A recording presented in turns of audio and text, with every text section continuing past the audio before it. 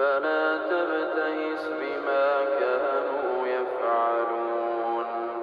واصنع الفلك بأعيننا ووحينا ولا تخاطبني في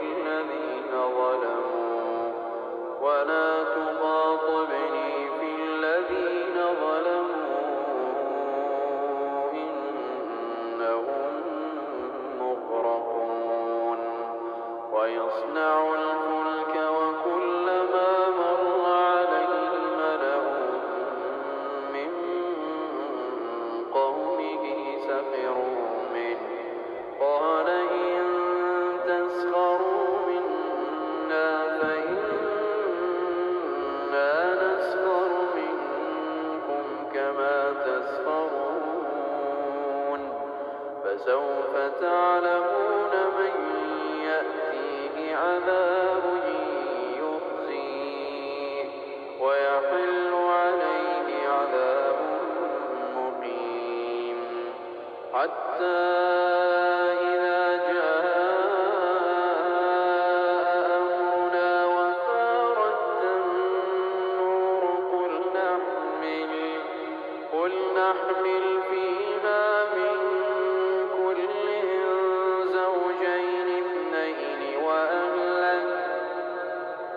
قل نحمل فيها من كل زوجين اثنين وأهلك إلا من سبق عليه القول ومن آمن وما آمن معه إلا قليل